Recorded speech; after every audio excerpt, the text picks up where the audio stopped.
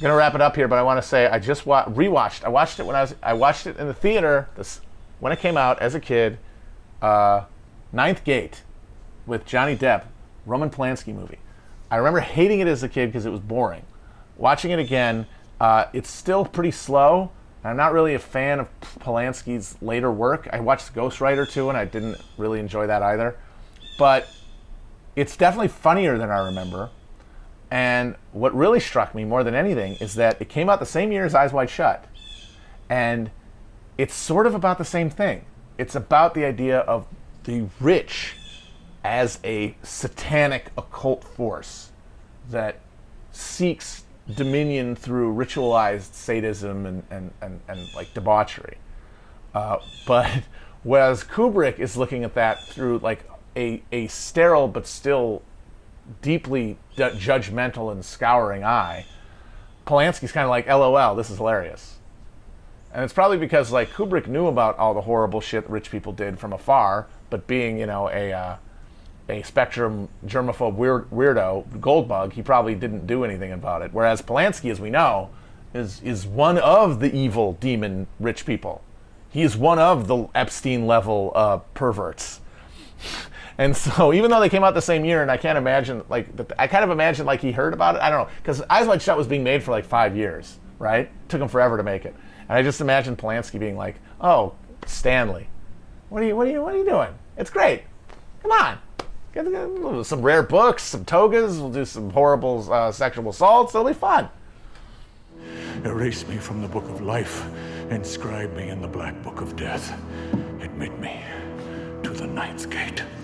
Yeah, there's a lot of fun little deadpan bits in the Ninth Gate.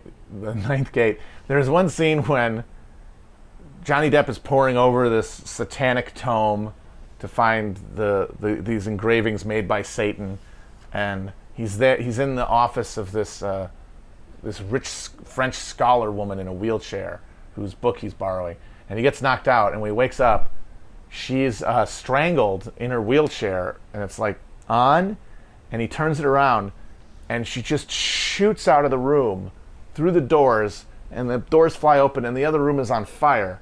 And it's a very good, very funny deadpan moment. I gave it like an extra half star for that. It's certainly no Eyes Wide Shut, and it's certainly creepier than that because you know who made it. You know, it's like sort of the, it's the cabal. It's like the cabal being self-aware, and just like, yeah, this is what we do. It's kind of fun. Oh, you really? This is freaking you out, is it? Okay, square.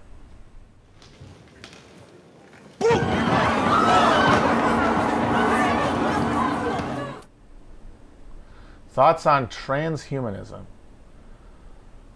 I always assumed that all that shit, all the singularity, transhumanist, AI stuff, I put that all in one basket, and it just seems to me to be a big old pile of cope. Just seems like people wanting a way out. It feels like technological. It's like a techno Milleridism, you know. It's techno millenary apocalyptic fantasy. A way out. Yeah, a techno religion. And what is most pernicious about it is it's generated by an inability to reconcile with finitude, with the idea that your life ends. The idea that you are part of something, and that your specific part of it has to have a fixed beginning and end, as all things must. And that only the monstrous inequality that this system creates could give anybody for a minute the fantasy that they could conquer that. And I think the Ninth Gate is actually it's got a funny scene with that, with where Frank Langella thinks that he has basically become like Satan's like vice president or something, and he gets to live forever as a lord of hell. And to prove it, he dumps gasoline all over himself, and then starts burning, and he's all happy for a second because he can't feel it, and then all of a sudden he's like, oh no, oh shit, and then he just starts burning. literally burning in hell.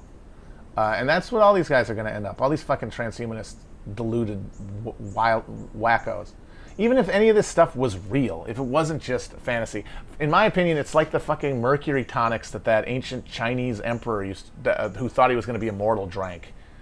It's the same thing. I have attained a separation from all humans. I have worshipped my own ego and my own consciousness as the end all be all of the universe. I have assimilated full solipsism with the help of the financial and economic resources that I find at my disposal. And I'm going to use those resources to further a fantasy, or a quasi-religious fantasy of eternal life, rather than acknowledge the limits, the inherent limits of any ego-based orientation.